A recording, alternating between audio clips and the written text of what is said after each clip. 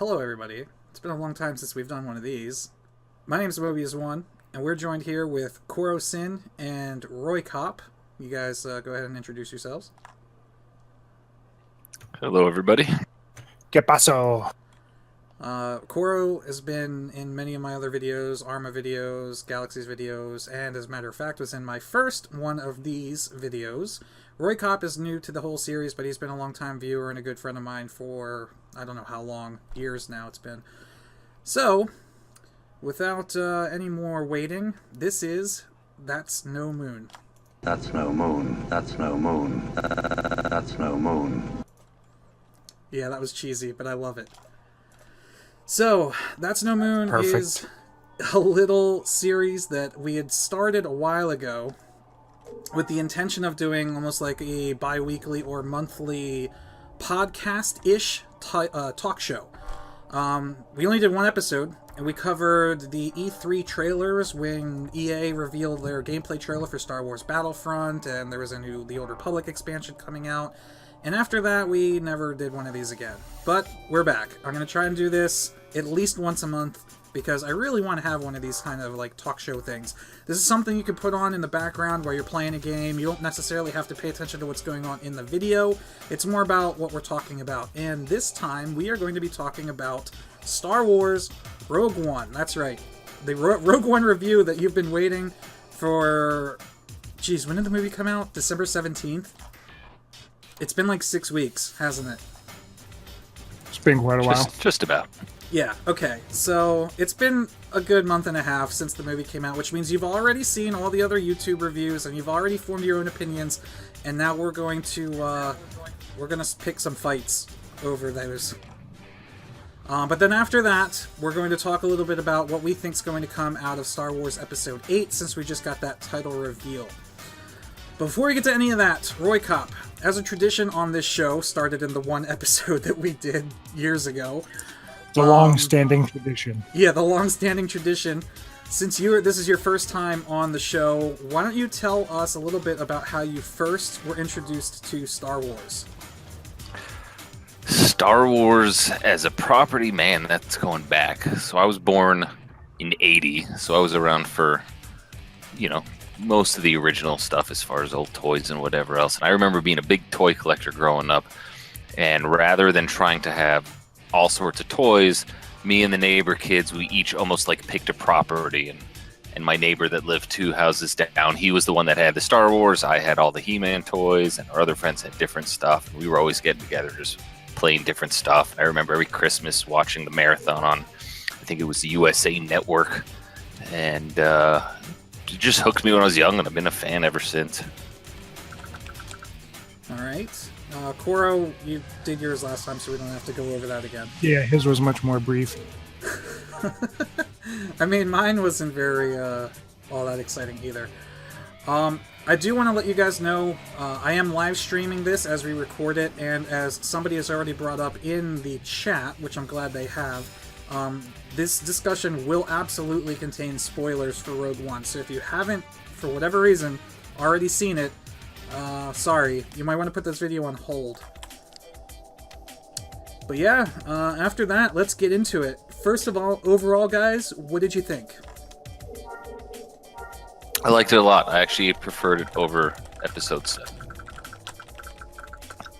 I'll lean the other way. I liked Episode 7 a little more, but that's not to say I didn't enjoy the movie. I'm kind of torn on it. I think I liked them both the same, but for different reasons.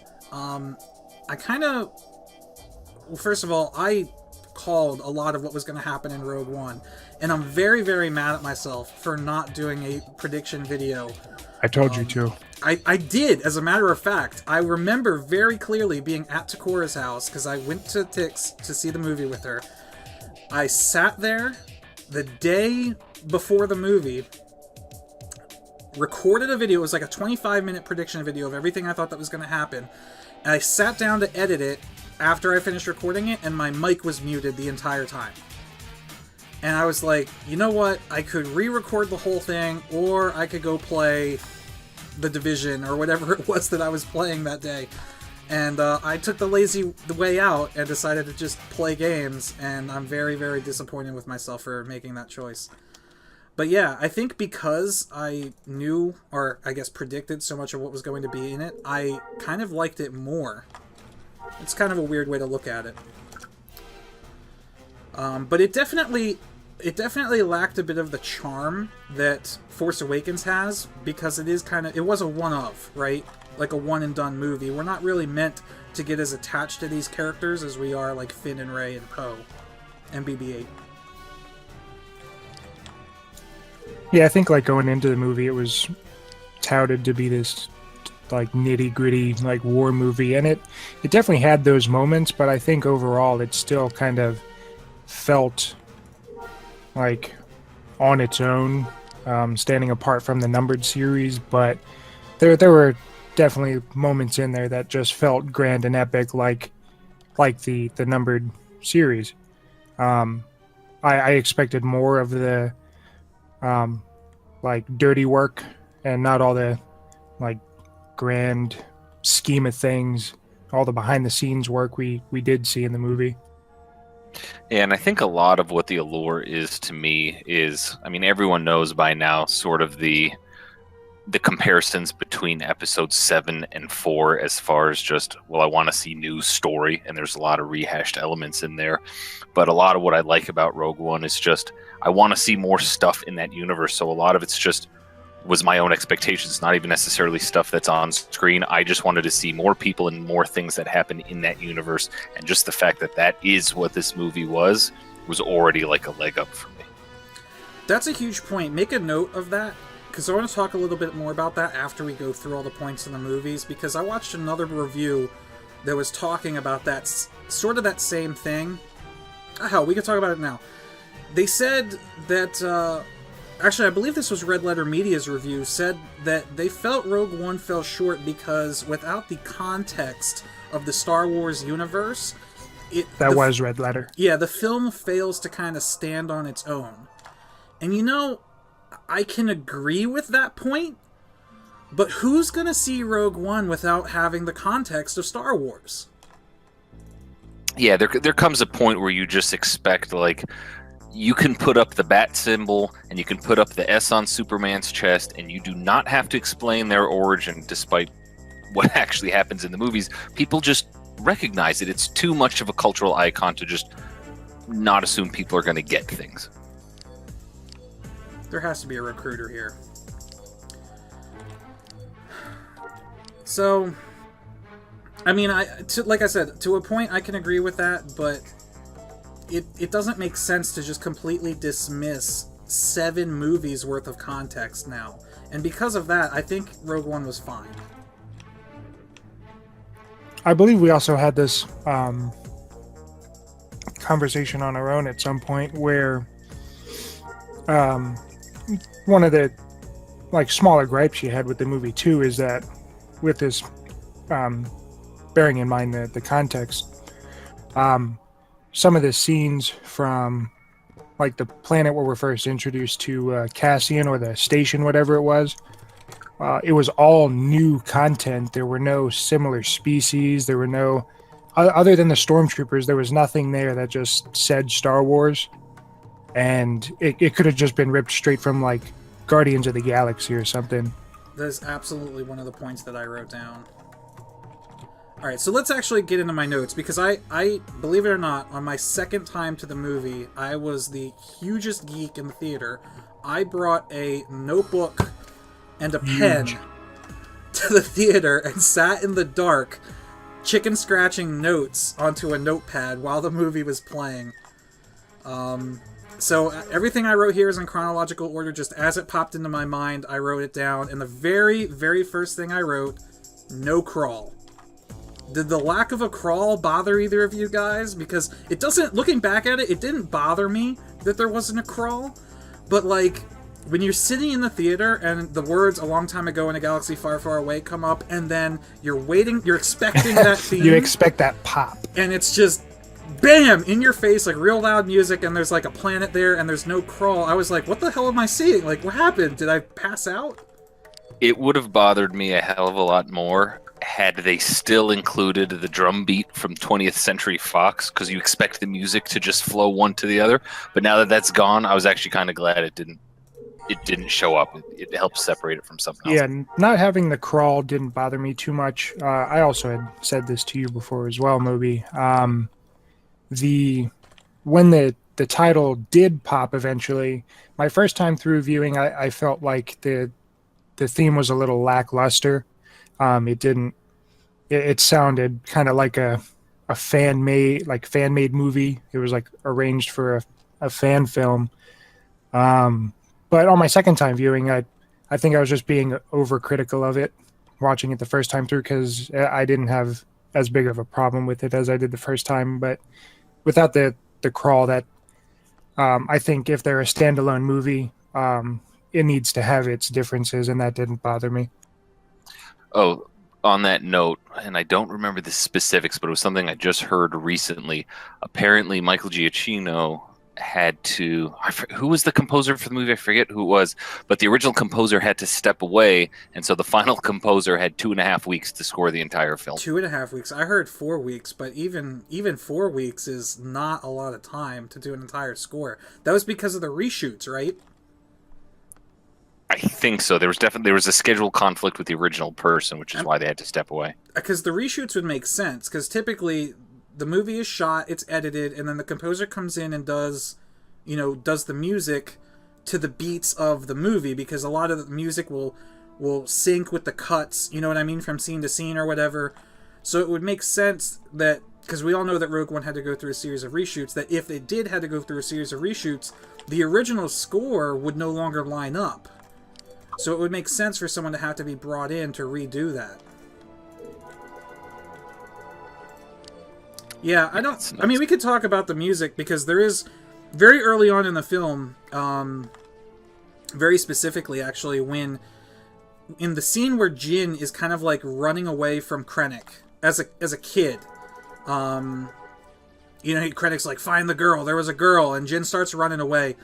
The track that kicks in right during that scene was the first moment that kind of like pulled me out of the experience. I did not really like that track at all. And the soundtrack overall for me is kind of lackluster. There's like 2 or 3 tracks in there that I really like, but the rest of it I can care less for. Yeah, towards the end it got much better, but like I said, my first time through, it was off to a pretty rocky start for me, music-wise at least. Yeah, I agree. I had a similar problem with Force Awakens, but Rogue One seems to have just made it even worse. Like, Force Awakens, the problem with both of the soundtracks, in my opinion, is they don't have any real motifs, no themes, nothing that you would want to, like, hum to yourself while driving or in the shower or something. Like, the Imperial March, if I said, hum the Imperial March, you could hum it. If I said hum Yoda's theme, you could hum it. If I said hum the theme to the Resistance from Episode 7... you might be able to. Like, it's the only thing that stuck with catchy. me was Rey's theme. Rey's theme was it. And there's nothing from Rogue One that you would want to, like, hum. So, I don't know. I really hope... like, the counter-argument to my own argument is that we didn't get the Imperial March until Empire Strikes Back. But, I mean, there was still some catchy tracks from A New Hope. I don't know. I was very disappointed with the music. After that, I wrote down that the planet that we see in the opening shot to Rogue One was the first time we see rings around a planet in Star Wars, but actually I've realized that that's not true. Geonosis had rings. We had that whole battle in the asteroid belt, which was the rings around Geonosis. But, then we see Krennic's shuttle, and I'm was like, why does Krennic have to have his own shuttle? Like, this movie takes place during, basically, the day before Episode 4. Wouldn't he just be in a Lambda shuttle? And this is going to exactly what Koro said, which is, why does everything have to be new? Like, they know the story is set in the Star Wars universe, why not use some of those pre-existing, ships and alien species or whatever? And why does he have his own, along those lines, personal squad of Death Troopers? Death Troopers, yeah, exactly. I think along the same lines that this dude's walking around with the cape is he's got some sort of inferiority complex, and he is determined that he and his career stand out unique, and he's going to make himself and his persona do the same. But then did it bother you that there seemed to be what I would call an excess of original ideas? So like Jin wakes up in that jail cell next to an alien, and it's this weird Cthulhu-looking squid face alien that we've never seen in any Star Wars movie before. Why couldn't that have just been like a Trandoshan or a Mon Calamari? You know what I mean? Yeah, even Saw Gerrera's squad. It was all new. It was all new species. We'll get to Saw Gerrera. You just wait. All right. You just wait, man. You wait. That opens up a whole other can of worms. I think it's a tricky situation because every time they do that, yeah, I mean, there's weird new things in there, and we all want to see glimpses of something new. But that movie definitely, there's a lot of the flashback fan service, and a lot of it's more blatant and in your face than just a common alien along the lines of Blue Milk and Dr. Evazan and all that kind of stuff. It's like, hey, look, remember this? So I think it's almost like they were making that decision every time they had to show an alien. Is like, do we make it nostalgic or do we show something new? Okay.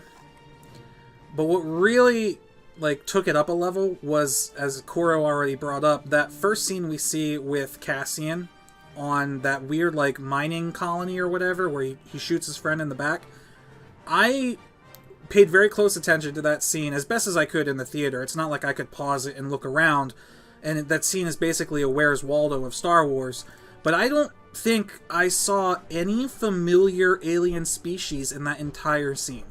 I brought it back up because we had that conversation before I went and saw it a second time, and I tried to keep a special eye out, and I still didn't see any original alien. It was all just brand new stuff. I don't mind them inventing new stuff, but yeah, you gotta I think use it definitely was an stuff. oversaturation, because even properties like the Star Wars Rebels TV show, they do a great job of introducing a new thing here and there, but it's all set in a familiar setting. I think the movie could have done a little better job with that.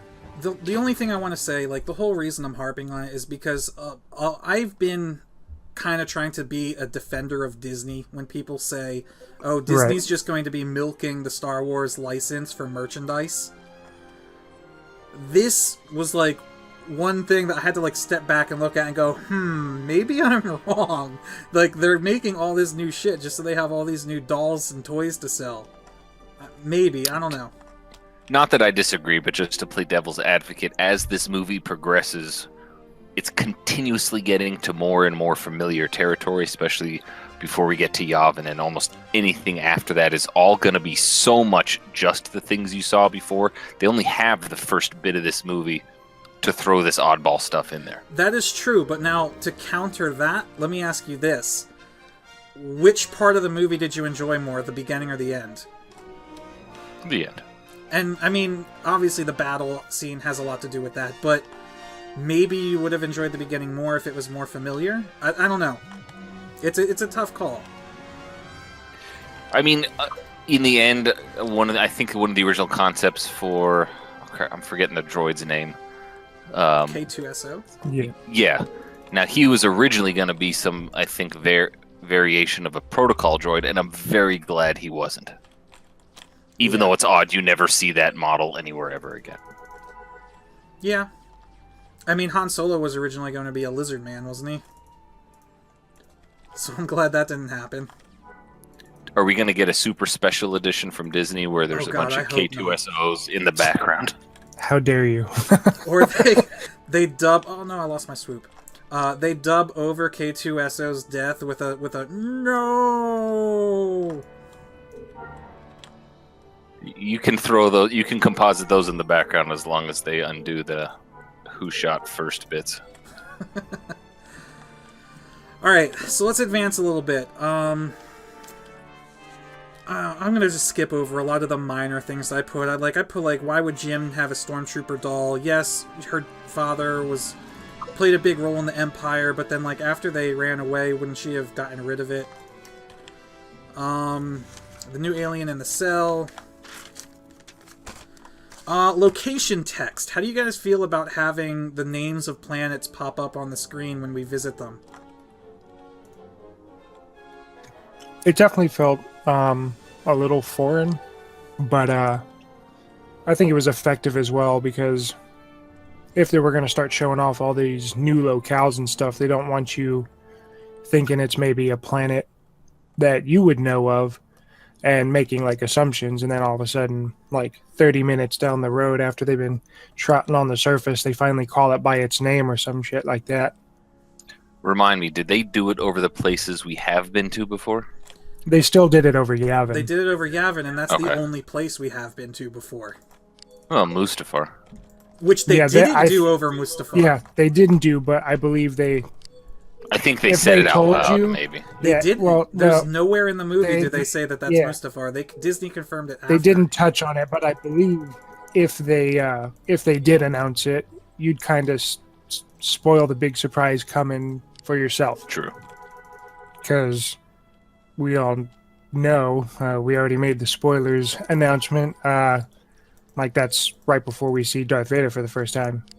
So if you saw Mustafar, it's like, oh well, why the hell would anybody still be there? Then you see this big castle on a hilltop. You're like, oh well, I wonder who the hell's hanging out here. Before I get too far into that now, do you have somewhere in your notes the way his costume looked? No, we could talk about that. All right. It was great and awful.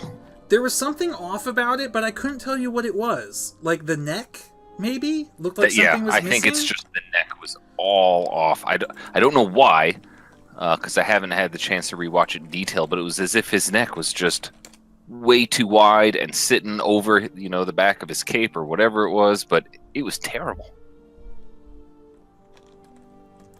Yeah, I don't know. I think it might have something to do with the fact that in the original trilogy, the Vader costume, the actor could not turn his head. It was David Prowse, right? It was the actor that played Vader. Yeah.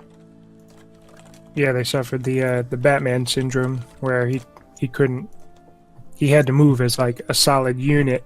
So I'm sure like cuts were made or like improvements, and as soon as you kind of like loosen stuff up, you kind of lose the bulk that was there, and it kind of just stands out. I mean, that's why the lightsaber duels were so clunky, because Vader couldn't move. And the sabers were heavy as hell. I do love the fact that the finish on the helmet was rougher and more of a matte finish than the way it was glossy in Empire. Yeah, I heard they actually went and like purposefully put fingerprints on it to mimic the original. Alright, so let's jump back. They have the scene with Cassian. Cassian's friend, his costume I just wrote down, looks like Kyle Katarn's, actually, which was kind of cool. He shoots his friend, and then... So, this scene kind of bothered me for a second. Not because it's showing the darker side of the rebellion, which I was okay with that, and I think that's good. But if we really analyze the scene, Cassian is in a panic because he's trying to get away from these stormtroopers or whatever, and his friend's got an injured leg or an injured arm or something and can't climb. So in order to get away in a hurry, he shoots his friend. And then he stands there and, like, mourns over his friend's corpse for a second before doing anything. Like, bro, if you just killed your friend, you gotta go. Like, you don't got time to stand there and grieve. I don't know. It was an awkward situation. It's not a huge deal, I guess. We don't have to talk about that. And then, Cora, you were talking about Saw Gerrera's crew. They had those weird... I wrote Kel-Dor ? That alien species that had, like, the breath mask. That could have easily been, like, a Plo Koon-ish Kel-Dor species, which we haven't seen in Star Wars other than Plo Koon sitting at the Jedi Council room. I think that would have been a cool way to introduce Kel-Dor to the actual, like, Star Wars, other than him. Yeah, he's essentially the only one we've seen. Like, he was at the arena. He was affected during Order 66 and all that jazz. But we haven't seen any other Keldor in the series. It's more of the same stuff. Keep making new ideas, I guess. Then we see Jin. She's, being held captive on that Republic tank, going to, like, the labor camp, which it would have been cool to actually see the insides of the labor camp, because we hear about the spice mines of Kessel in episode 4, and then they give us location text for Jin. She's being transferred to the Wabani Imperial Labor Camp. They thought it was important enough to put location text on the screen, but we never got to actually see what was inside. Yeah, because she was rescued and done. Rescued immediately. I would have liked to see what an Imperial labor camp looked like. Like, what kind of labor they have them doing. Mining, I guess? It's actually where new stormtroopers are born. Oh, that makes sense. They were cleaning stormtrooper outfits from the afterbirth. Oh boy. Cool note though, the door to the Republic tank when the rebels bust in to break Jin out is kind of like, it kind of explodes open just like the door on the Tantive 4. So it was kind of neat to see like the same style of breach that the stormtroopers use. Is that the same, like, Attack of the Clones tank that we've seen before? Or was it like multi-wheel? It was. Yeah, it was a Republic assault tank or something like that. Alright, so let's talk about the good stuff. Well, depending on your point of view. Saw Gerrera.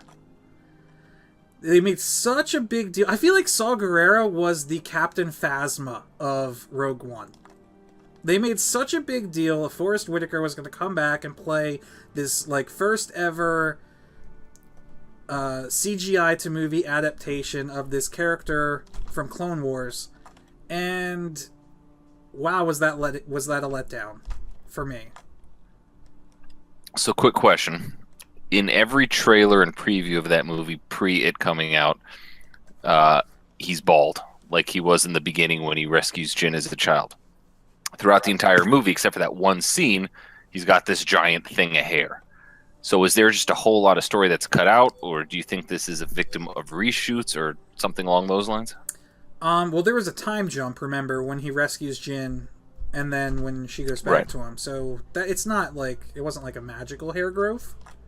Like, I wonder what Star Wars Space Rogaine is called. I mean, do you think there's a lot of Saw that we should have seen that's now on the cutting room floor? I think that might be the case. They may not have wanted to dwell on her actually growing up so much and just get right to it. Because if you go back and look at any of the trailers leading up to it, there's a lot of stuff we didn't see in the final film. The entire movie, I was waiting for that scene with the TIE fighter coming up on Jin walking out on the catwalk at the now, what was that thing? The tower on Scarif. Funny enough, that's the single scene in the trailer that I know specifically they said was always intended just to be a technical visual test. It was never actually meant to be part of the movie. Yeah. I don't know about any other shot. Right, and that to me was some cool scene that I wanted to know the background of. I wanted to know what happened, like, before and after. If you actually go and watch any of the trailers for Rogue One after seeing the movie, and look at how much of those trailer footage was cut out, you'd be surprised. It's like 80%. Yeah, it's a staggering amount.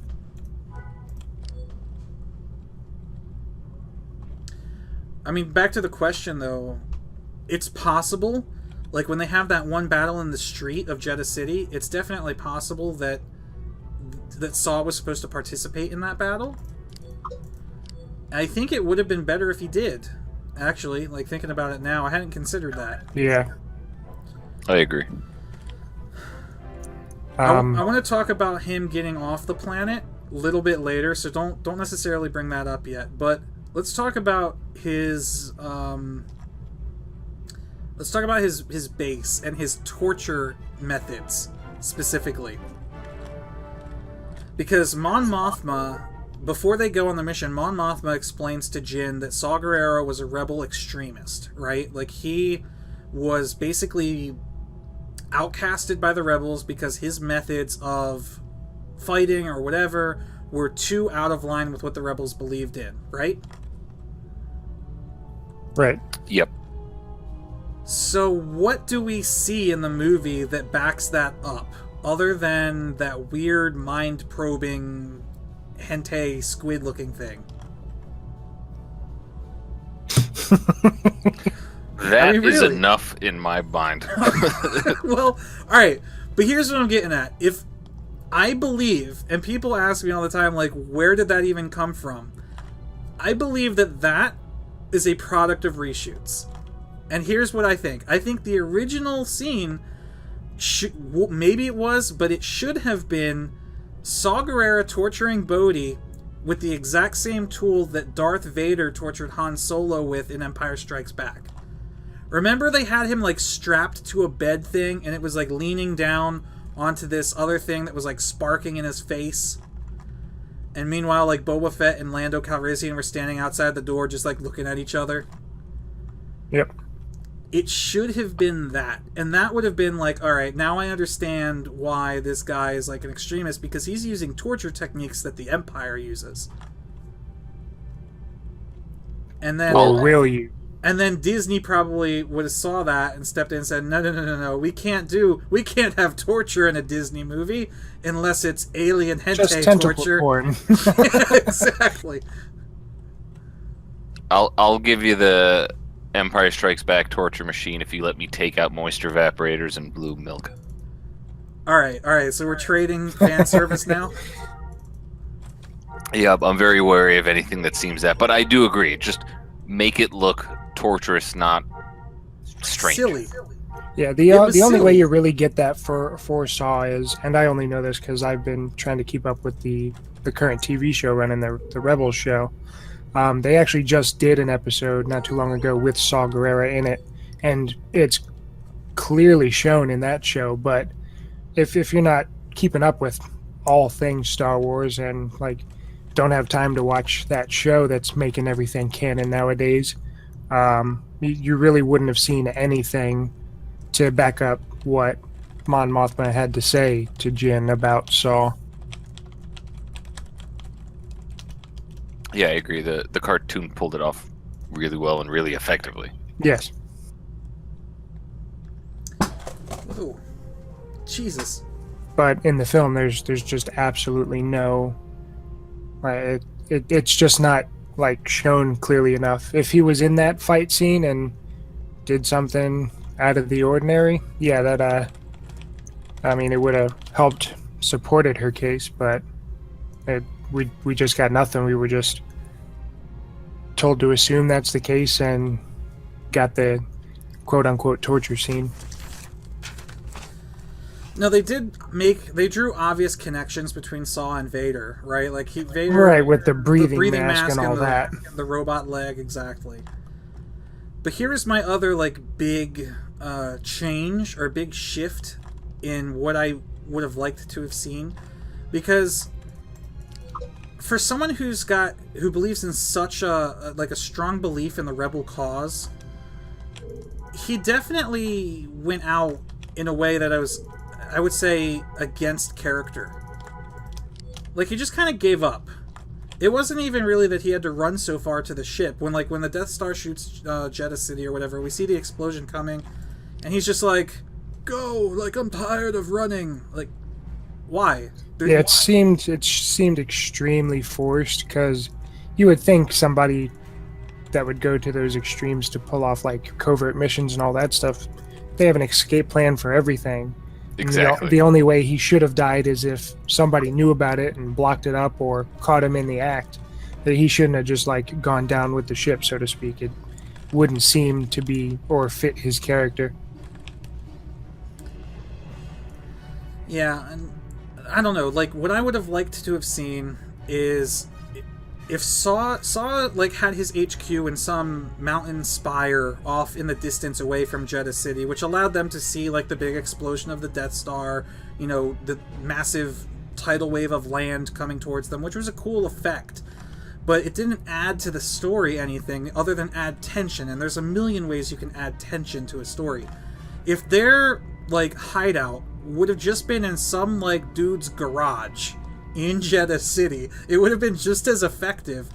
And then when the Death Star fired, like maybe the Death Star targets Jeddah City, but since it's the first time they're using it, somebody fucks up the aiming and they don't hit their target. Instead, the blast lands way out in the distance. So you still get that effect and that, like, you know, feeling of tension. Oh, we have to go.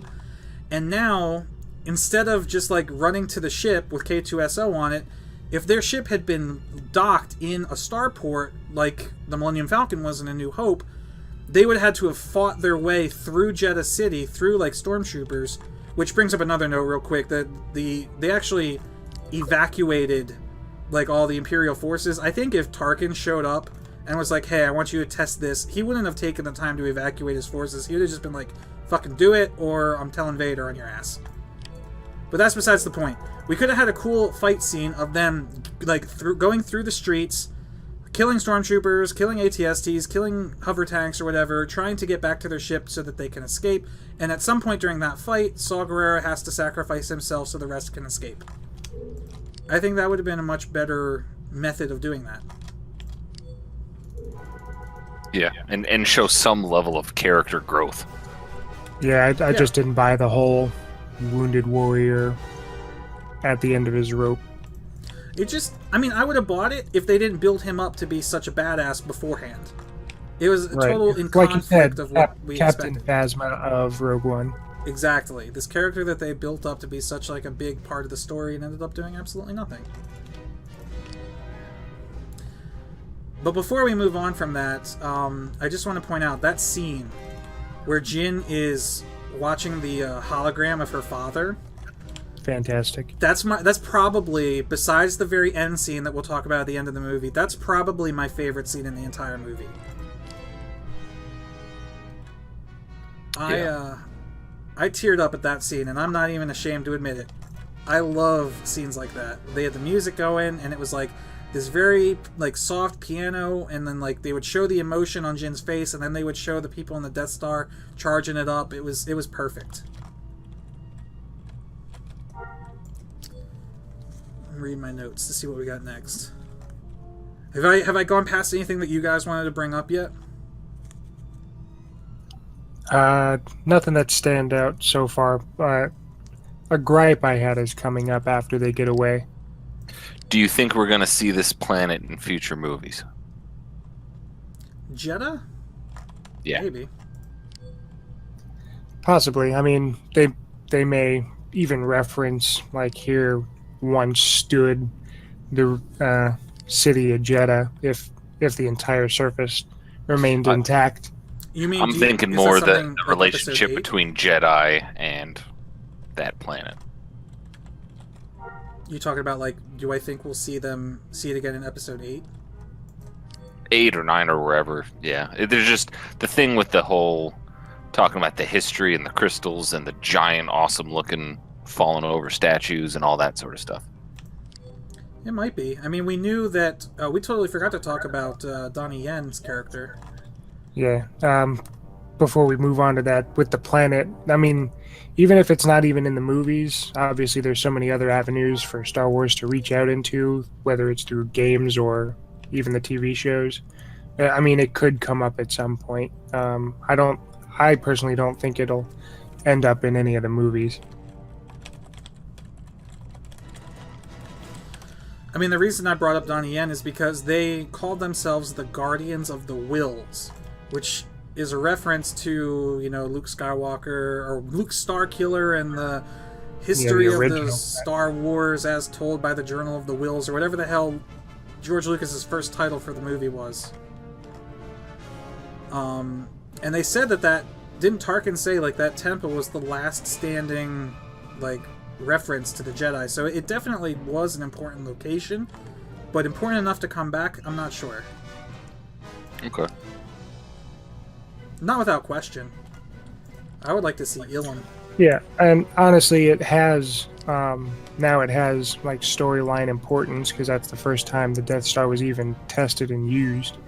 But in a movie sense, I don't know if it would ever pop up.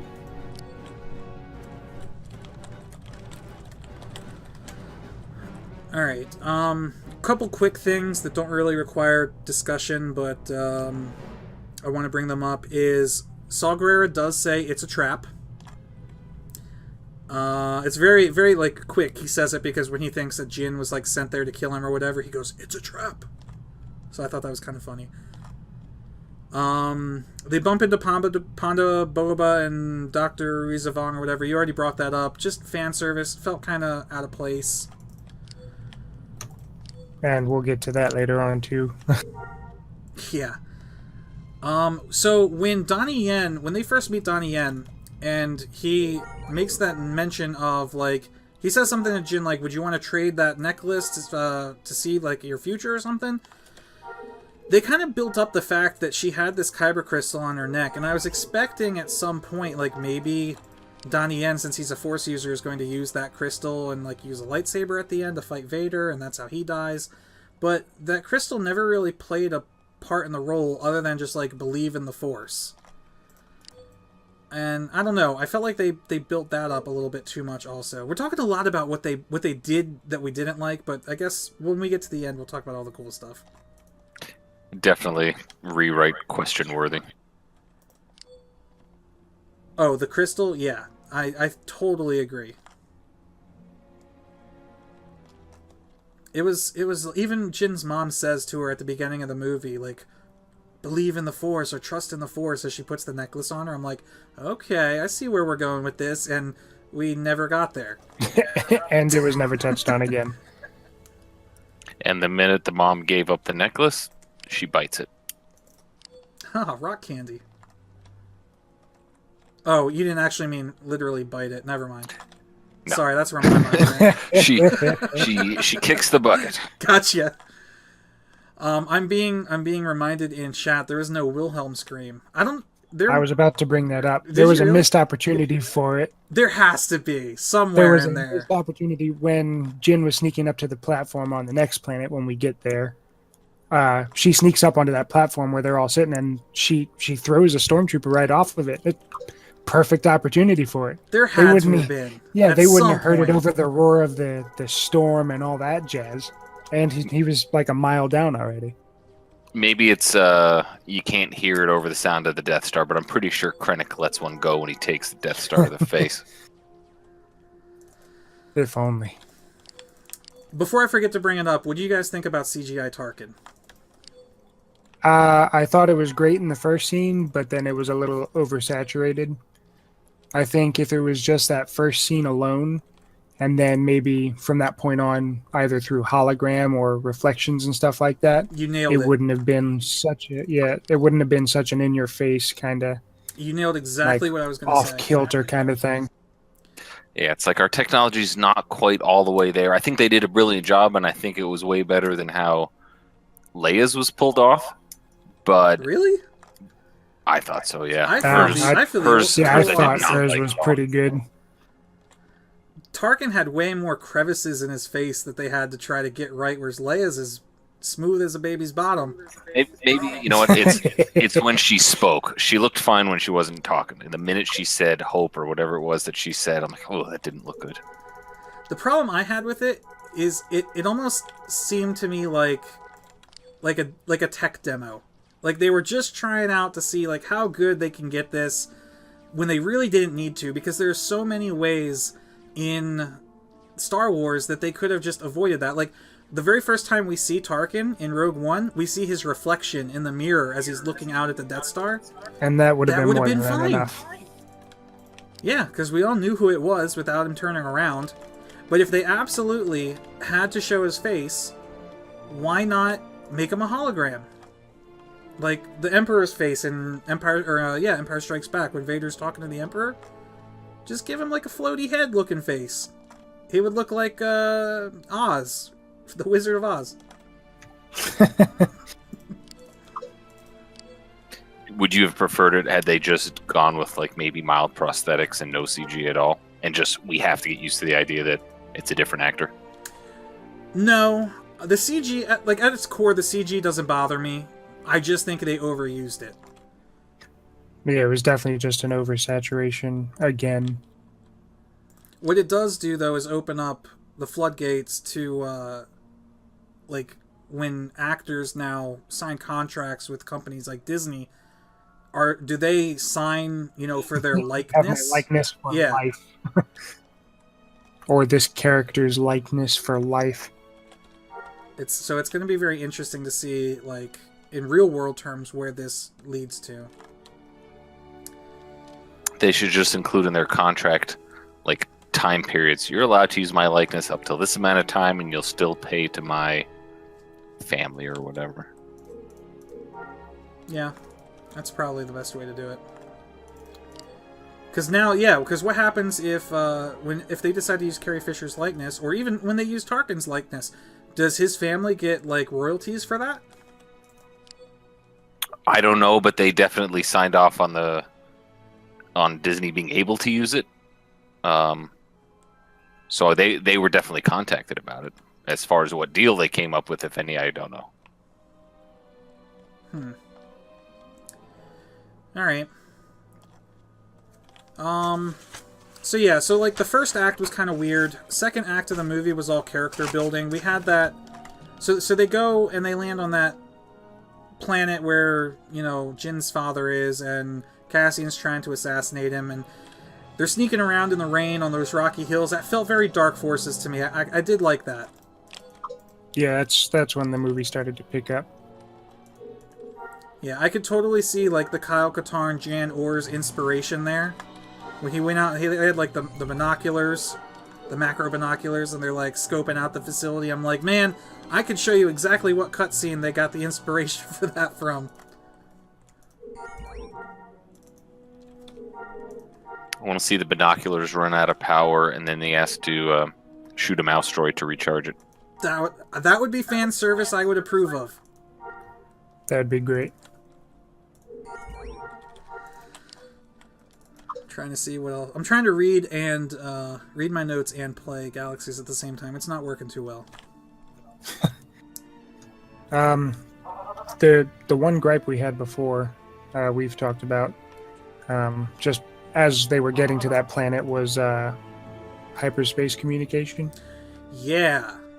Okay, so they're leaving Jeddah, and Cassian decides from the ship while they're in hyperspace to contact Rebel HQ and let them know that the Death Star is confirmed, that it does exist. And then they receive a transmission back from the general telling Cassian to go ahead and, kill Jin's father anyway, while they're still in hyperspace. That has never existed at any point in Galaxies. As a matter of fact, like, I was just playing Rebellion the other day, and when you try to give commands to a ship in hyperspace, the game specifically tells you that you cannot do that. Wasn't there... What was the other instance that we talked about previously that was, like, a big deal with that? That would have been, like, circumvented. Do you remember? No, now I'm drawing a blank. I've been meaning to bring it up, and...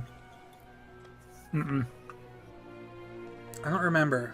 But I feel like there was something at some point in some other Star Wars movie where receiving transmissions in hyperspace would have been an important thing. Anyway, it's not too important. Real quick, talk about like the one-liners. What did you guys think about the one-liners? And we'll leave Vader's one-liner out of this. Most of them I was fine with. That the Vader one was... Were there any that like fell flat, do you think? Because None that I can specifically remember. I wrote all of them down. I got Donnie Yen, are you kidding? I'm blind. When K2 when the K2 shows up and all the stormtroopers are there and they're like, where are you taking these prisoners? He's like, these are prisoners. I'm taking them to prison to imprison them. Like, it was good. Also fine. I was fine with everything out of his mouth. Who, K2? Yeah. Like, I skipped over it when he goes, when they're getting on the ship and Yavin and Jin's got the blaster and Cassian's like, where did you get that blaster? She's like, I found it. K2's like, I find that answer vague and... Vague. vague and... what did it say? Vague and unfulfilling? Or something? I don't know. It was perfect. And I like the, do you want to know the odds of her using that against you? Because we're waiting for, like, the C-3PO odds of successfully navigating an asteroid field, and he's just like, they're high. They're very high. Very high. That was perfect. Alright, so then we get to the good stuff. Finally.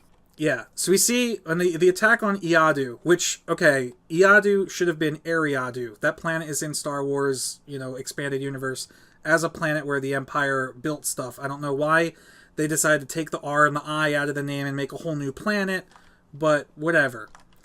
We get to see, like, the Y-Wings swoop in and use bombs, which was awesome, because we always hear that the Y-Wing is a bomber, but we've never actually gotten to see that before. So that was really cool. It happened a couple times in the movie, too. Yeah. Though, believe it or not, after I wrote this down, this was another, like, thought it was a first, but not a first. We do actually see TIE bombers use bombs in Empire Strikes Back, when the Millennium Falcon is hiding inside the asteroid. Yep. There's those 2 TIE bombers that are dropping bombs. So this is not the first time we see bombs in Star Wars, but it was cool to see the Y-Wings doing it.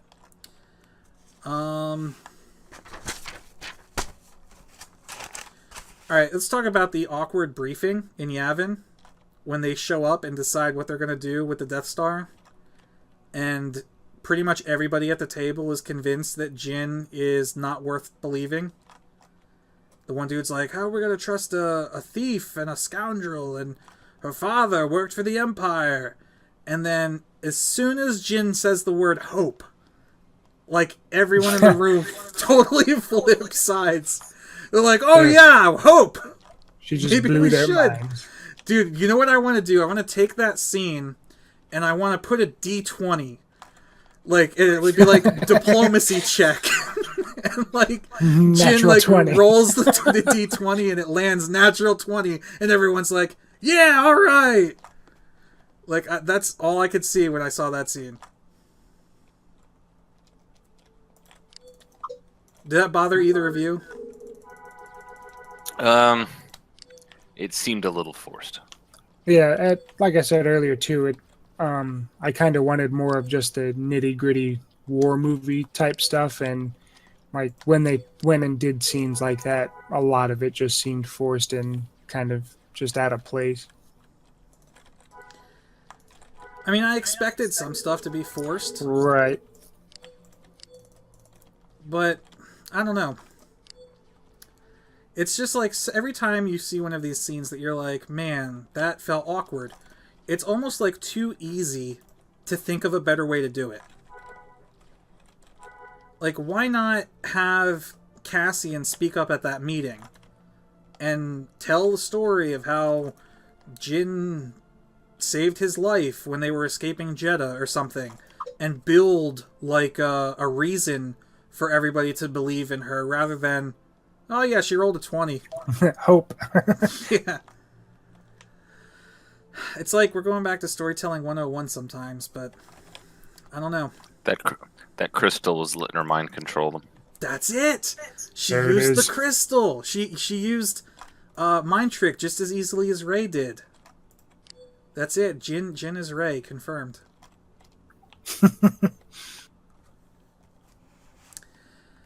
Alright. So fuck it. I'm not even going to look at my notes. Let's talk about the Battle of Scarif. Let's talk about Scarif in general. Most beautiful planet in Star Wars, hands down. Even more so than Naboo. I mean, it's the Maldives. Theme planets. Yeah, every planet in Star Wars is one biome. We have the snow planet, we have the jungle planet, and now we have the tropical beach paradise planet.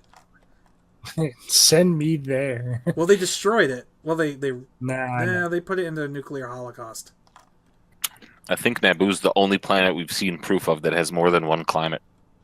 Have we, though? Oh, because of the swamp? Okay. Yeah. Alright. Yeah. I mean, if you play the games, you know that they don't. Like, Corellia's got snow-capped mountains and stuff, but will we ever see a multi-biome planet in Star Wars other than Naboo? Who knows? I heard we'll see Corellia in the Han Solo standalone. I would hope so. Yeah, hopefully. That, I'm still not sure how I feel about that. What, the film itself? Han Solo standalone film. It's like a Boba Fett Han Solo, or a Boba Fett Han Solo movie film. A Boba Fett standalone film. Do we really want it?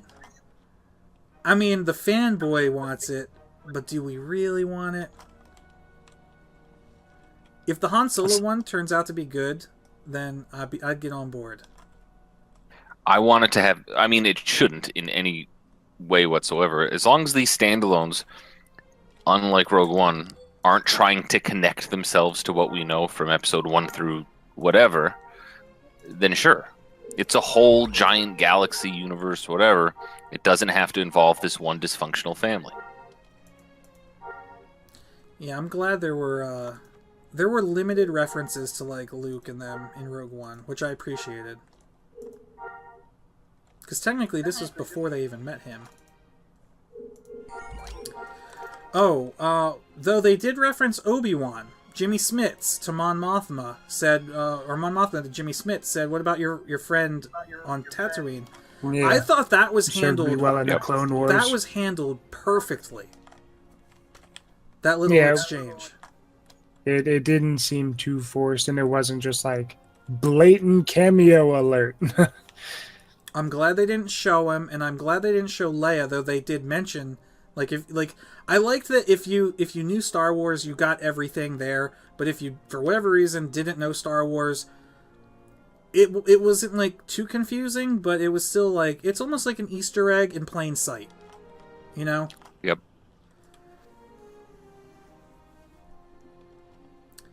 It was good. Alright, so they get to Scarif. They do the whole fly casual thing. We're going to transmit clearance codes to get through the shield. They get through the shield, which, oh my god, that shield. Was that or was that not taken directly out of Spaceballs? Spaceballs! I mean, come on. Roykop, you know what I'm talking about, right? Oh, yeah, I do. Passcode 12345. She's gone from suck to blow. It was a pretty cool effect, though, but yeah. I mean, like, come on, a planetary force field. I mean, I'm glad that they made that canon, because that now games can use that technology. And they make another Star Wars strategy game. We can use that.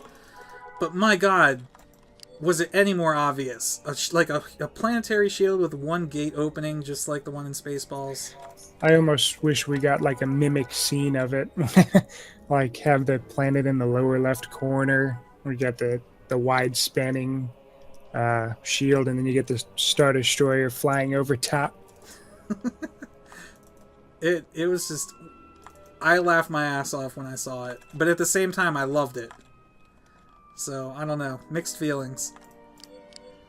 But Roykop, you're right. The effect was awesome. Like when they activate it and it like floods like water.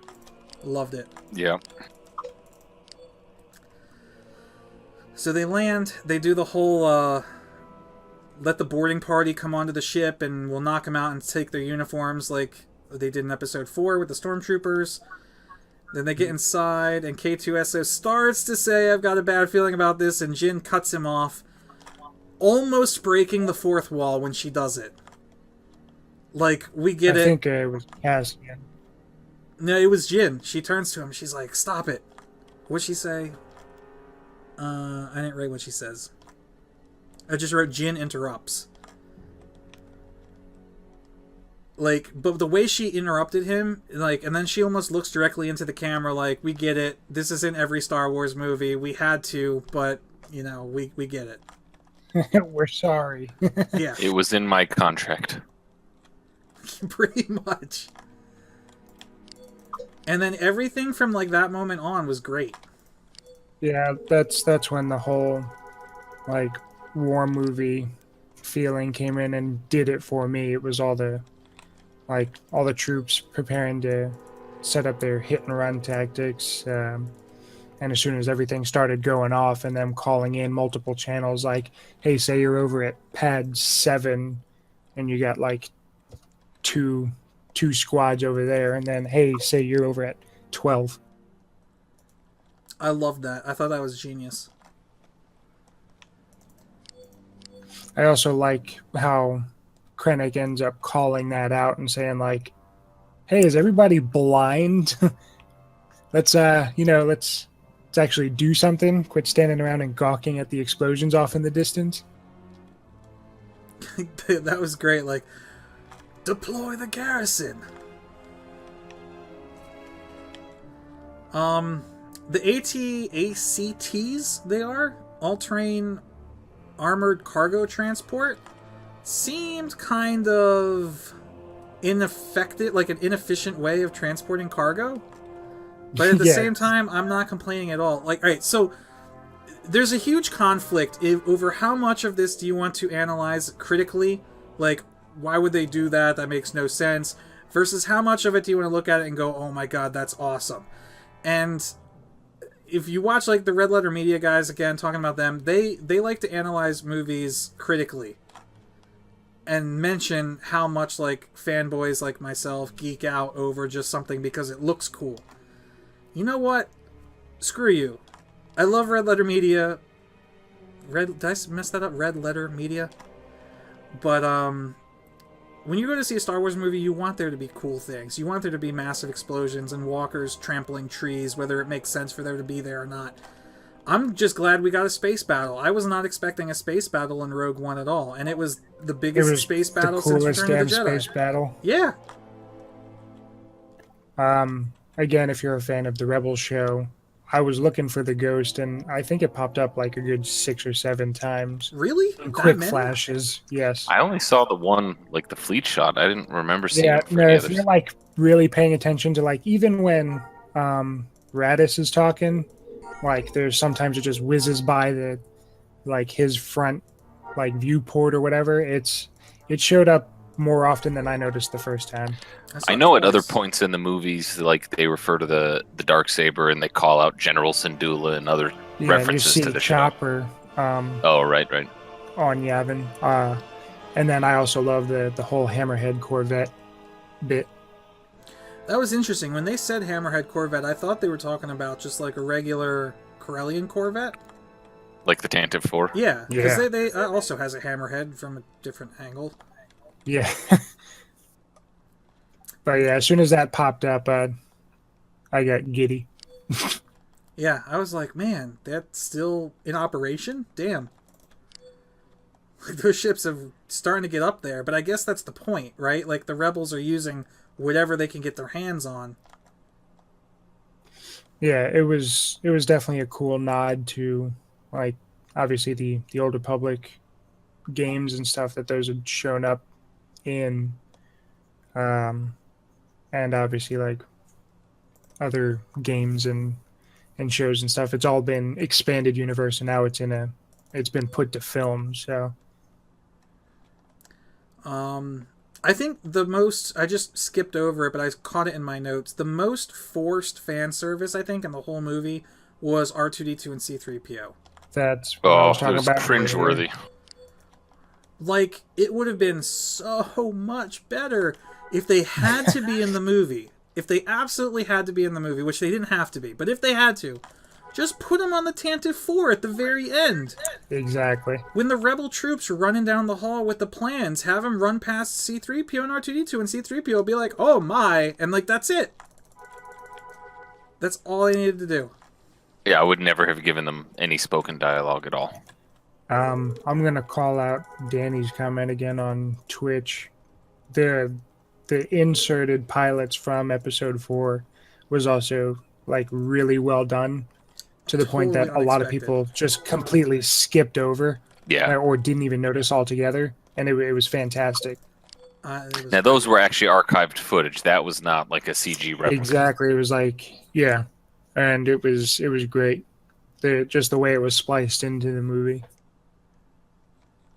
Yeah, totally agree. And the death of Red 5.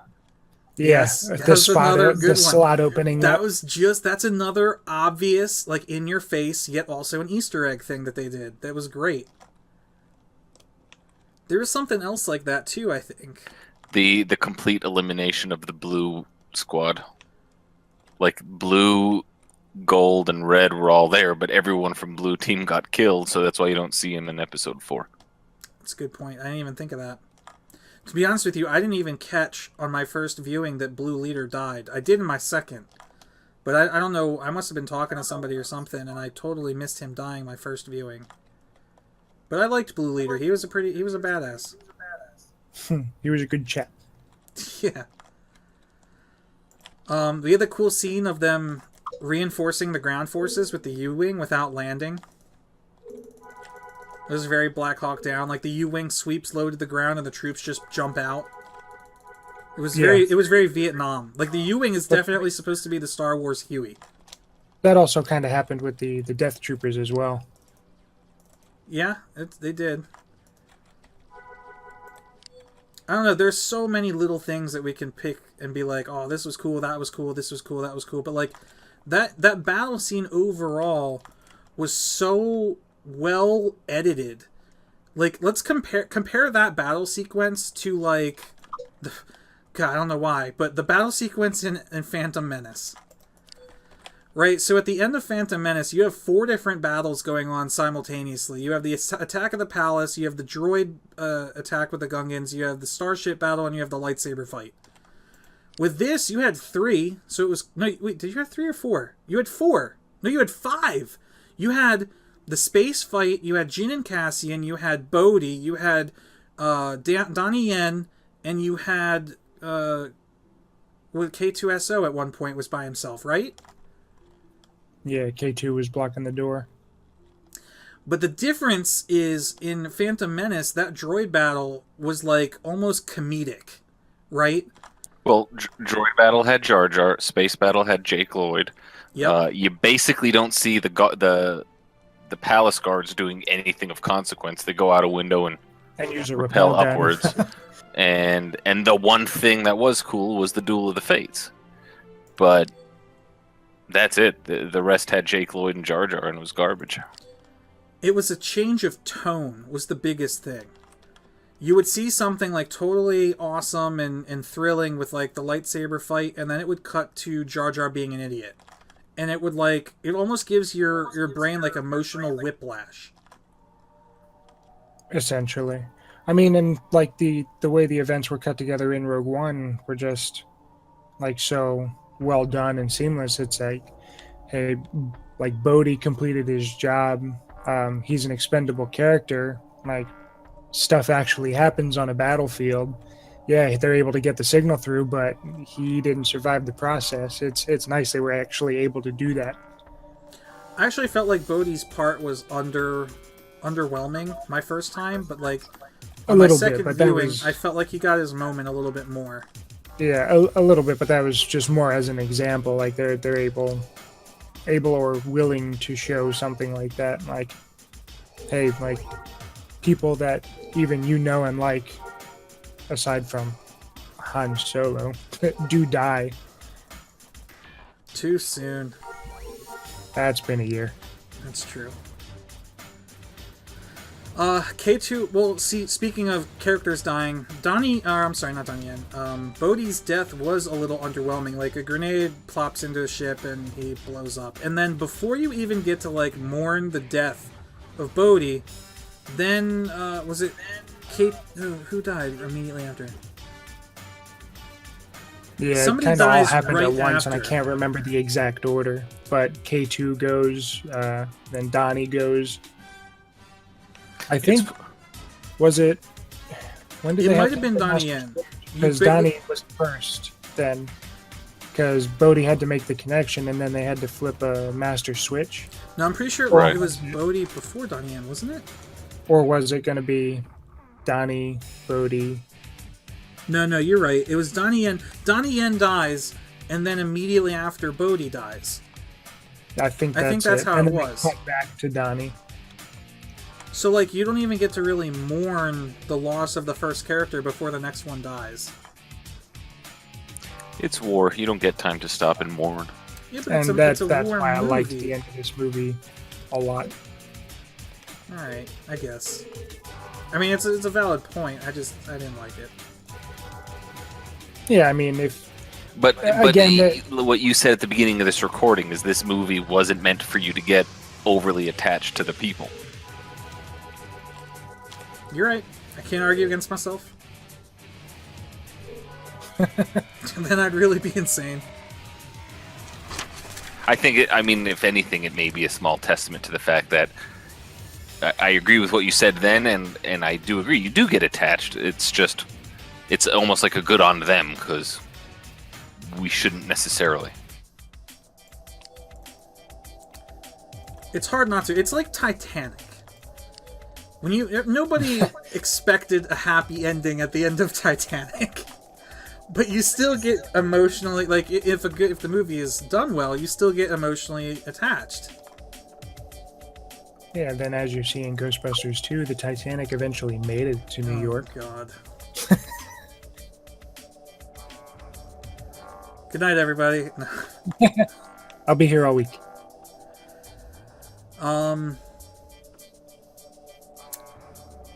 I mean, the rest of the stuff I have on here is just nitpicks. Like, why would the controls to adjust the angle of the satellite dish be all the way out on the end of a catwalk for no reason?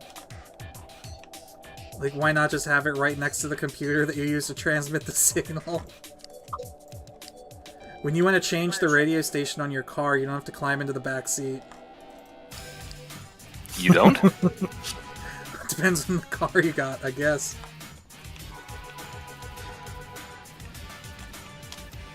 Hey, Angelic. How come that planet didn't blow up the same way Jeddah did, with like a giant eruption out into space? It landed in the water, right?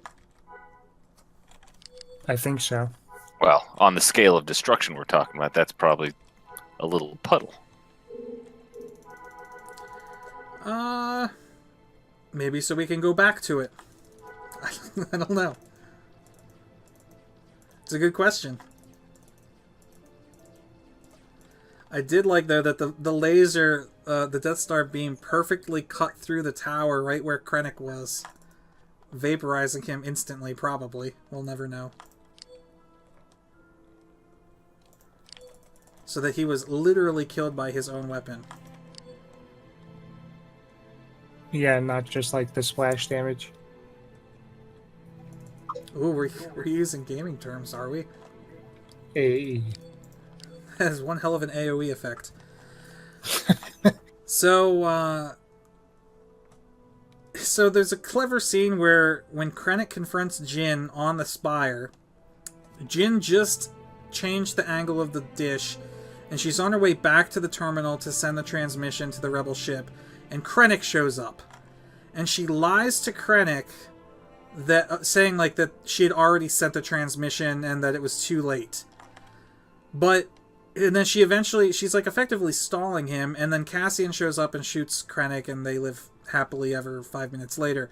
But she didn't know Cassian was going to show up, so really, what was she stalling him for? What did she plan to get out of that? It was just, I don't know, it's so much of this seems like drama just made up for the sake of a movie, but damn did I love it. Yeah, and I mean, we sit here and talk about a lot of the stuff we had gripes about, but I mean, we wouldn't be sitting here nitpicking if we didn't just overall enjoy the movie. There's obviously going to be some things like that where it either makes no sense or just could have been handled a better way, but realistically, the movie was good in our book, and we wouldn't take the time to sit there and nitpick it if we didn't like it. It's very true.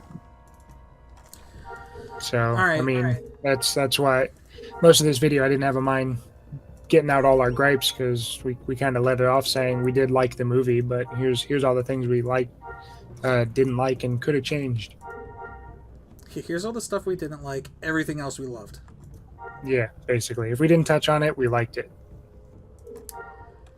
So then, speaking of stuff we liked, damn, those last 5-10 minutes. That was worth the entire admission price. Yep. I want more Jedi on screen, the way Vader was in that hallway. Yes. Be careful what you wish for. Well, yeah, then you get the You get the arena. prequels. But no, I mean, No, I no, understand what you're the saying. Jedi were garbage in the prequels. They did more stuff. They were there more, and they were flashier than they were in the original trilogy. But they were terrible. This was a very, very effective Force user. You have to be very careful, or Disney has to be very careful balancing lightsaber choreography and realistic fighting. Because if you look at the battle between Anakin and Obi-Wan in Revenge of the Sith, you could argue that that's a great battle, but yeah, it was a dance. It was a routine. It was so overly choreographed. I've seen a video where a guy breaks down the choreography almost step by step, and it's like, with the exception of a few brief moments, most lightsaber swings, if the other guy did nothing, would go right over their head. Yeah. So, I agree with you. That scene with Vader was at the end of Rogue One is like the coolest scene in the entire movie, and I would like to see more of that. But it's more about the emotion that you got and like the oh shit, like this is terrifying for that dude. I think the best lightsaber fights I've seen on film are Luke and Vader at the end of Jedi and Rey and Kylo at the end of 7, because they're both just not choreographed well. They're just full of emotion. That's it. That fight between Rey and Kylo is the most realistic lightsaber fight out of any of the Star Wars movies, because they're just bashing each other, you know. There's no fancy parrying or, you know, any of that. It's just, I'm going to kill you now. But in this hallway, he's blocking things. He's tearing people apart. He's holding throwing them against the walls. He's using every tool at his disposal. Yeah, the part that stood out the most was when he pinned the guy against the ceiling and then cut through him as he walked past him. That was just great. And somehow manifests, and I've watched this scene because I've seen people upload it over and over and over again, and he just manifests the laser bolt in his fist and throws it back at someone. And I'm like, well, did he catch one and hold it and then throw it back? But I'm like, it doesn't add up. Maybe it's just silly editing, but still awesome to see. Well, he did block laser bolts in Empire Strikes Back, right? When Han Solo shoots him, he blocked him. Yeah, no, he stops him. Yeah. I don't know. Maybe he can throw it back. He just has to hit the quick time event at the right time. Press X to throw laser back. Ah, missed it. God, now I want to go edit that scene together with a HUD overlay and someone hitting the buttons. The Force Unleashed 3.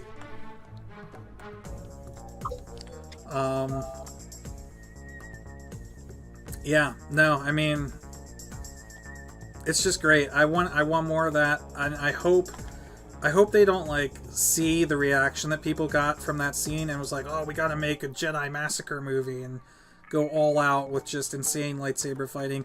It's gotta be balanced. It has to be the right amount at the right time with the right context in order for it to work, and that was executed flawlessly.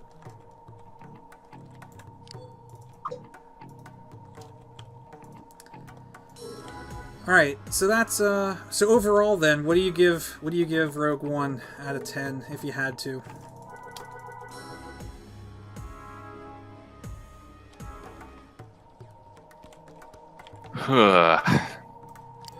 Probably 7 or 8. It's fair. I'd probably be in the same boat. I'll probably go with 8. Yeah, I'd go with 8 also. If the beginning was a little bit tighter. Yeah, if some of the themes that were promised or shown were a little bit better fleshed out, it would have been a solid movie through and through, or a little bit more development on some of the characters. I agree. like Saw, like we were saying earlier. I would say easy 7 or 8, probably 8. GG Disney, GG. Alright, and with that then, let's real quick for the next couple minutes talk about what we think is going to come out of episode 8. Now that we got the title, Star Wars The Last Jedi. Who's the last Jedi? Is the word Jedi singular or plural? We'll have to wait to find out, but what do you guys think? Is last mean the final or the previous? Ooh, I didn't even think of that.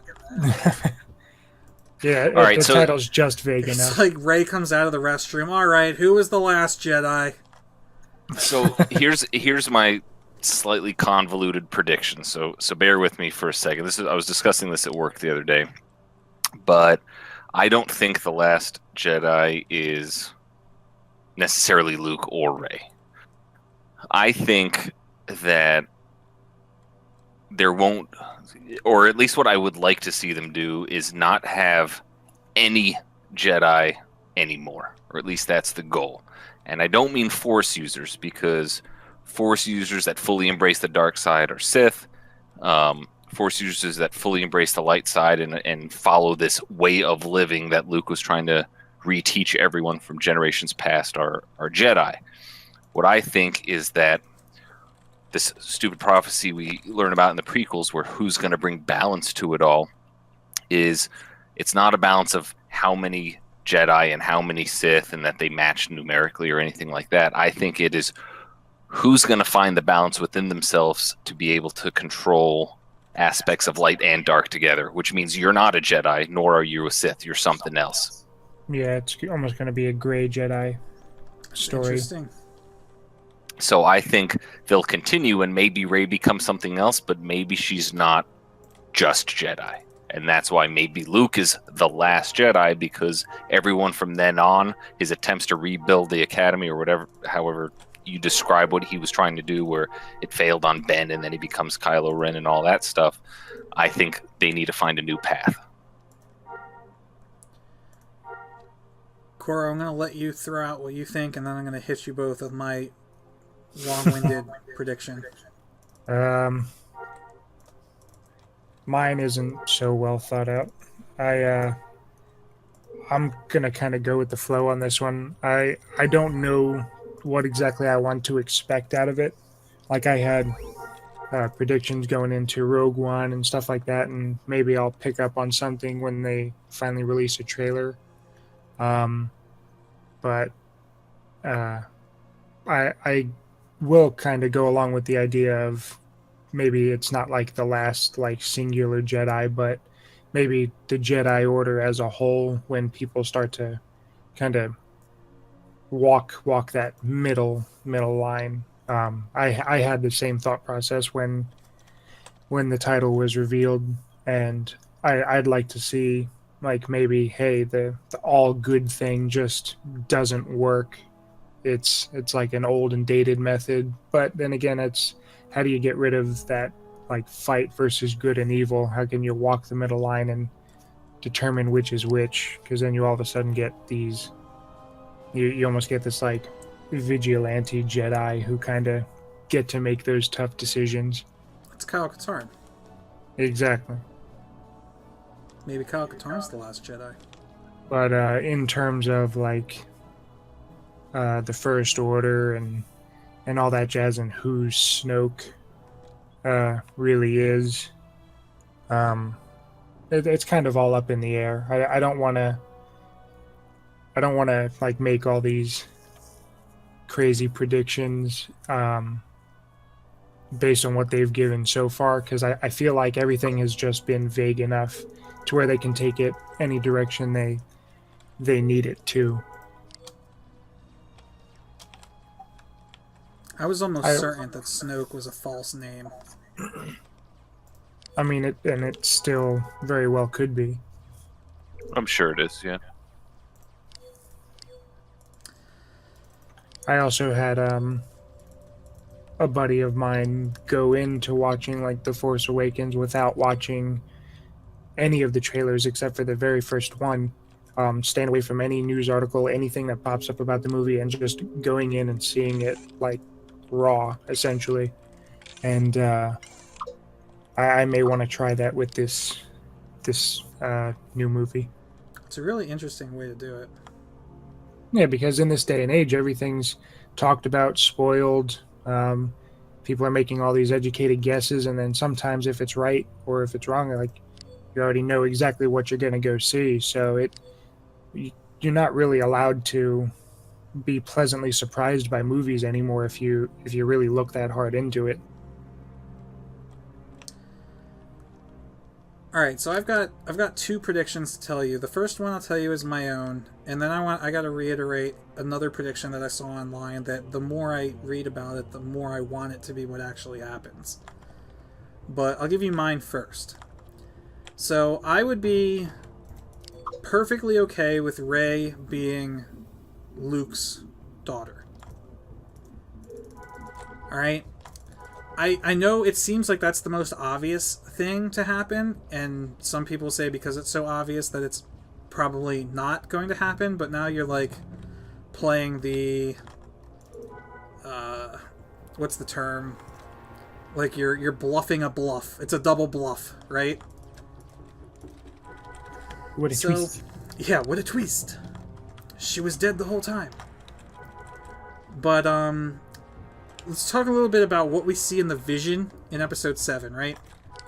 We see there's this one scene where Rey is like in the mud on the ground, being like, and standing over with like the Knights of Ren are standing over her then, and some dude like charges at her with some sort of axe or something, like a pole arm, and he's got it over his head like he's gonna swipe down and bash her over the head with it.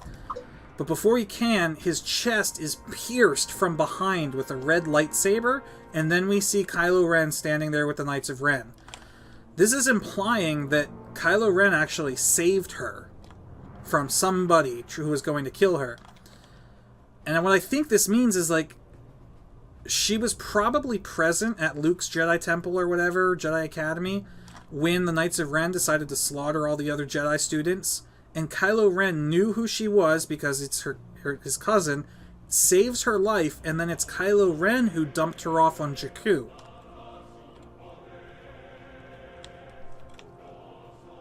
What do you think? I'm kind of okay with that. I made some like bold left field claim that she was of a Palpatine descent, but I don't know if the age. Oh, I guess it doesn't have to be his direct descendant, like a granddaughter.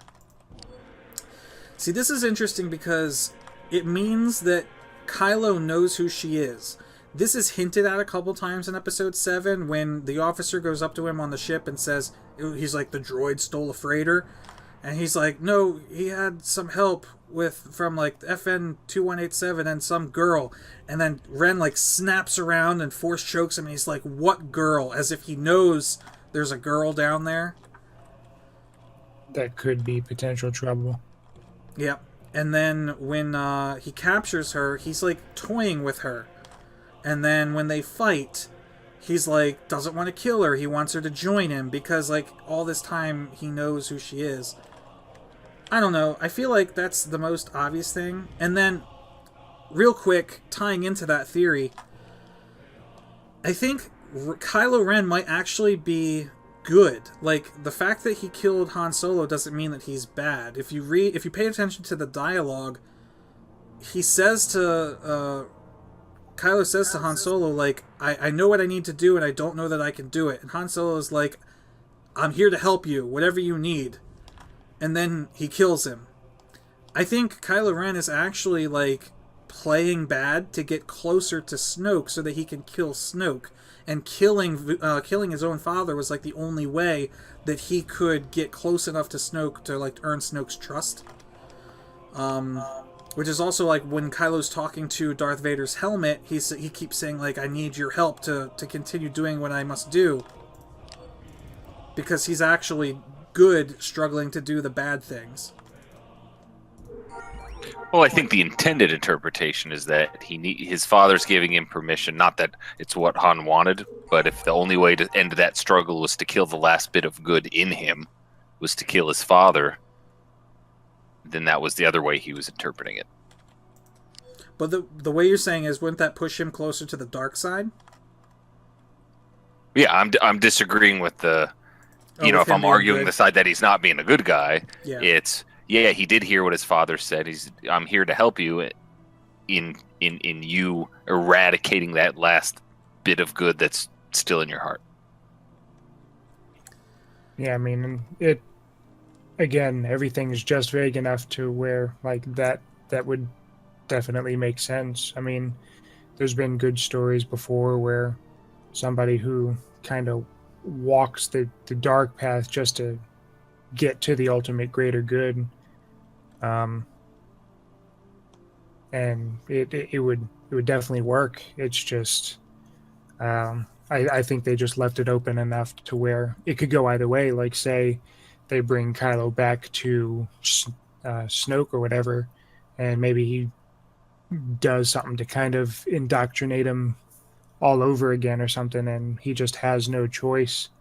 And then the third movie's about him breaking out of it. It really could go any way from here. All right, I want to get this last one out there real quick before this video gets too long. This is not my original theory, but like I said, the more I think about it and the more details we get from like what is going to be in episode 8, the more I think this theory actually holds some water, and the more I really want it to be true. It's going to sound absolutely batshit crazy at first, but hear me out. What if Rey is actually Anakin Skywalker reborn? Have you heard this theory yet, Roykop? No.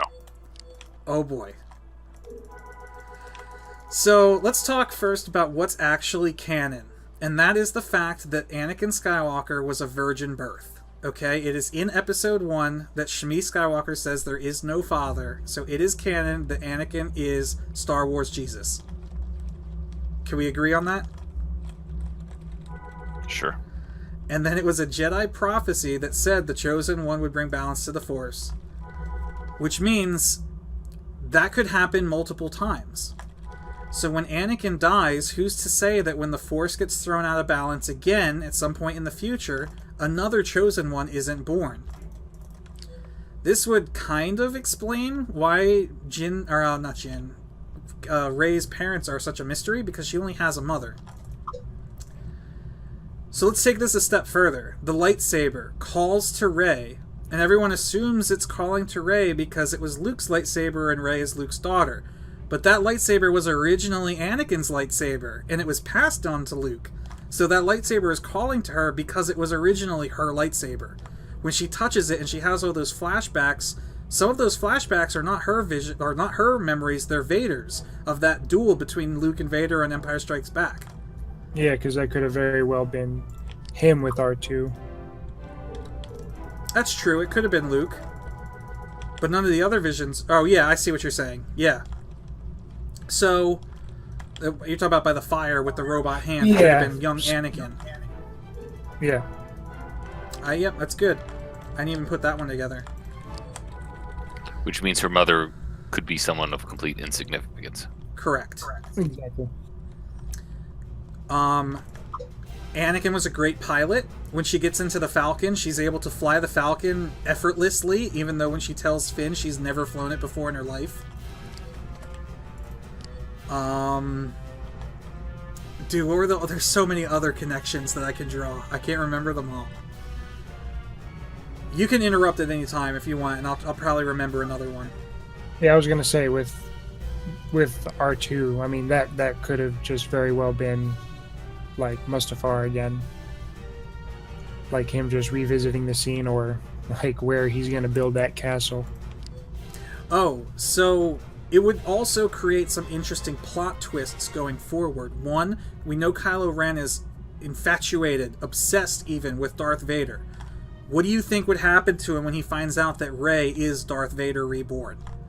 That would flip his world upside down and be an awesome plot twist. and then it could play into the double agent thing where maybe that wasn't originally the plan, but now he kind of has no choice. Well, also, what if Luke already knew about this? Like, Luke might have found the prophecy of the Chosen One or whatever, and when Rey shows up at the end of episode 7 and Luke gives her that look like, holy shit, it's not holy shit, it's my daughter, it's holy shit, it's my father. And in episode 8, instead of getting a Luke, I am your father line, we're going to get a Rey, you are my father. Oh, and that brings the paternity up test a cool point in chat saying she's also really good at tinkering with stuff. Yeah. Yeah.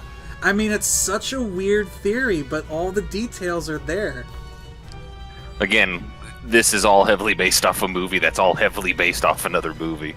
Yeah, it's true. And it heavily steals from the original movies, but yet we haven't seen it take much from the prequels yet, as far as virgin births. Like I said, it's totally out of left field, but I love it. It's very much like Avatar, The Last Airbender, where when the Avatar dies, he's reborn. I knew you were going to say that. Well, it's true. Except the problem is that Avatar's immediately recycled. There's like a good 15-16 year gap in between Vader's death and her birth. But again, that's just the Chosen One emerges when needed to bring balance to the Force, and with the First Order coming into such strong power, that caused her to be born. A new one was needed. Can that plan still work if there's a ghost form of Hayden Christensen still walking around somewhere? That would be some Avatar shit right there, wouldn't it? Yeah. Avatar Roku, I need your help. That's true. They get reborn, but the soul original still life persists. still, yeah.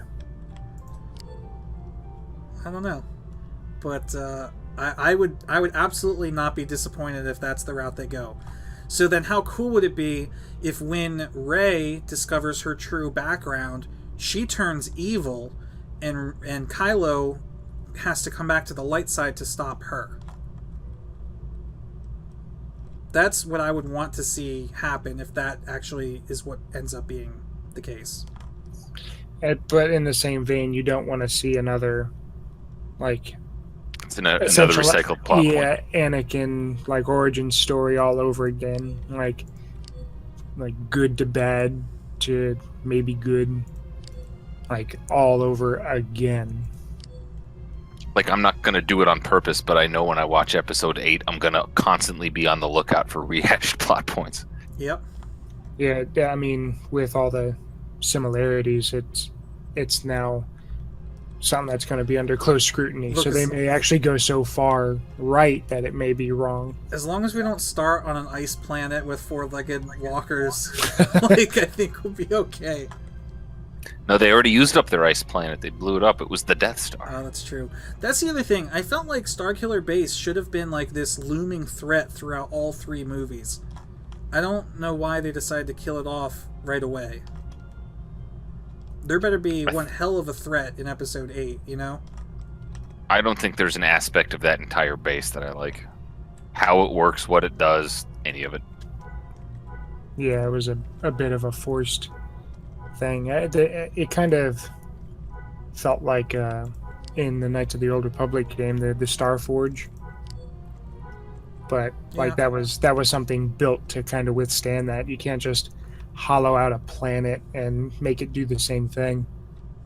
And how small, that whole movie made me think the Star Wars galaxy is actually incredibly small, for the fact that attack on the capital planets was visible from everywhere. Well, no, that one... I actually had to go back and watch the movie again to find out exactly what planets they blew up. They blew up all the planets in one system, the Hosnian system, which just so happened to be where all of the New Republic leaders were having a meeting at the time, because the New Republic was so new that they would move their meeting point. They didn't want to be centralized in one location, so every time they decided to get together, they would meet up somewhere else. Basically, hey, where are we having beers this weekend? But why make it visible from Maz's place? Because I think they were only a couple systems away. That was just my interpretation of it. I suppose I just in my brain I would assume that's still a hell of a lot further than being able to see that with the naked eye. I would have to watch it again. I'm not sure how like spread out the explosions were when they looked up and saw them from the ground. Because if they were spread out all over the sky, that would be dumb. And part of me actually thinks that might have actually been how it was. Did you see the deleted footage of Chewie ripping the dude's arm off? I did. Yeah, that would have been great. It was neat to see. I'm kind of glad it wasn't in there. Again, just because it's another thing on the pile of stealing storyline, but it was very funny to watch. Yeah, just the fact that it exists, like whether it wasn't in the movie or not, it was cool to see, but it may not have done anything for the movie. Yeah, that's all I got. Touched all the notes that I wanted to talk about. You guys got anything else?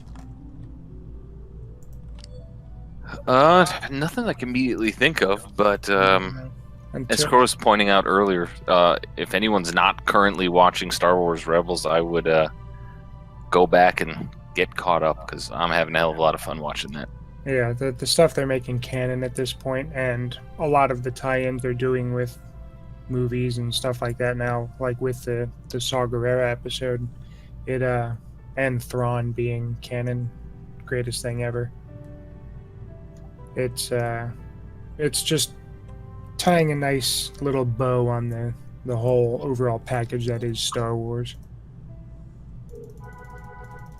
Yeah, there's parts of the first season can be a bit tough, but it gets better, and I don't think there's been a weak spot since season 2 started. And that's similar to like any other show. Like Clone Wars didn't start off that great either.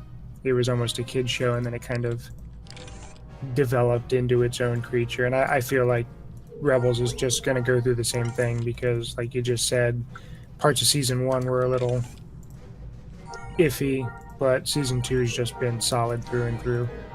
And the animation quality. The character rigging's improved. It just gets really good. I'll have to check it out. Yeah, absolutely. I think we can reconvene another That's No Moon should we get some tantalizing new video game or Well, I'm pretty sure episode 8 trailer. That's exactly what I was gonna say. I'm pretty sure there's a trailer for episode 8 right around the corner. It's gotta be. There has to be, because if you look back at when we got a trailer for episode 7, it was like November, I think, the year before. And the only reason we haven't gotten one for episode 8 is because they didn't want to take any of the shine away or the spotlight away from Rogue One. So there has to be. The way the Lord of the Rings movies did it, there was such a short turnaround between. Was it the original 3 or was it the Hobbit trilogy? I believe it was the Hobbit. But we wouldn't get our first trailer until like early summer, just to start building up that hype train and take some steam away from maybe a competitor's movie that's going to be a summer blockbuster. So expect to see it probably around May the 4th. Haha, that's a good idea. Otherwise, I believe in the next week or so, there's a big event happening in the world of sports ball. That is known for big commercials. Yeah, so we may get a tease. Sports ball? We're gonna watch them throw the ball into the net and score a goal for 3 points. The minute the Steelers were no longer in, I stopped caring who was gonna play. We'll stop that. We're gonna end this video now before I start to lose subscribers over sports preferences. I'm just kidding. The only reason, honestly, I don't think we'll see a trailer then is because trailers have their own teasers, and if there was that big of a thing coming out, they would have said, watch the Super Bowl because you're going to see this. Oh, yeah. Yeah. They did or do a they can Rogue just One surprise. during the Super Bowl last year, didn't they? Like a TV spot? I don't remember. I think so. I'm pretty sure they did. Alright. Well, yeah, my buffs are about to run out, so that was one good, lengthy discussion. I'm very glad that I finally got to do a Rogue One review, even though it was 6 weeks too late. And now we officially got our, at least some, Episode 8 predictions on the table in case that never develops any further. Yeah, I may have more solid ideas if a trailer comes out. I might pick something out. Yeah, I'm very grateful for the invite and to be a part of it. Thank you very much. Yeah. So hopefully we get to do this a little bit more often. And the idea of this series is to have rotating guests. So Koro, Roykop, as much as I love your company today, hopefully when we do this next time, we will have 2 or even 3 different people on here talking about another topic. So if you guys are interested in being guest chatters on That's No Moon, leave a comment. And if a topic comes up with, I don't know, whatever we decide the next topic to be, if I see people that say that they're, like talking about certain things, I'll reach out to you maybe and see if you might want to be on the show. Or if I can't, I'll just get you 2 again. So, we'll see. I'll be back anytime you'll have me. All right. And I'm always around.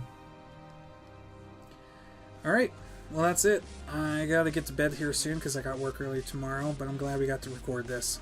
So, thank you guys for watching. Mobius1, Koro, Roykop here, and I'll see you next time.